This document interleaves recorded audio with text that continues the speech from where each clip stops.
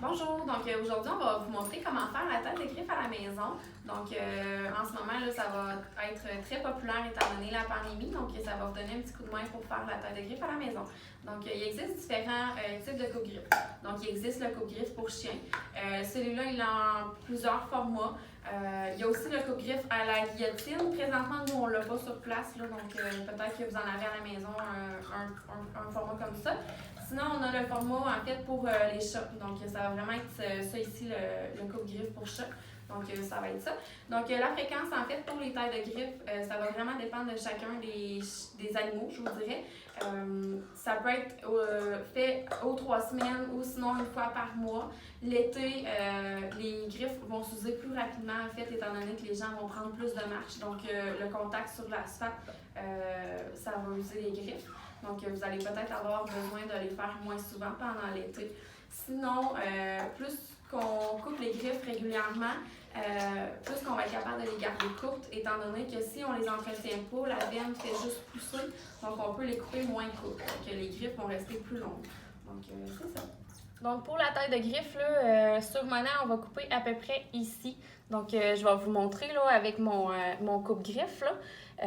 Donc, je viendrai couper ici. Comme ça. Comme ça. Puis, on est capable un petit peu de commencer à voir là, le petit point noir au bout. Donc, on va couper de chaque côté ce qu'on est capable.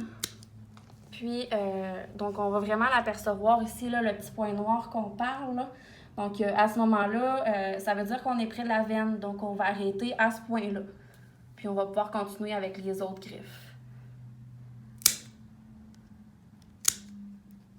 Si jamais vous avez un chien là, qui a les griffes plus blanches, plus transparentes, donc ça ici, c'est le dessin d'une griffe.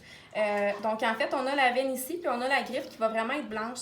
Donc nous, on va venir arrêter le coupe-griffe ici. Donc on va vraiment venir couper devant la veine. Vous allez voir, c'est plus rosé quand on va voir là, de côté la griffe. Si jamais vous faites saigner la griffe, en fait, c'est possible d'arrêter le saignement à la maison. C'est pas grave, en fait, c'est pas dangereux pour la vie de l'animal. C'est juste que c'est un petit peu inconfortable pour lui, donc on peut arrêter le saignement, soit avec la farine ou de la fécule de maïs. Donc vous pouvez prendre un petit pot, mettre de la fécule de maïs à l'intérieur du petit pot, puis tremper la griffe à l'intérieur.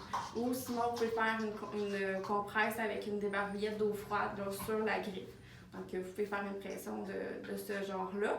Si jamais le saignement ne veut pas arrêter ou que vous êtes paniqué, il n'y a pas de problème. Nous, on peut prendre votre appel là, à ce moment-là et on pourra vous donner d'autres conseils.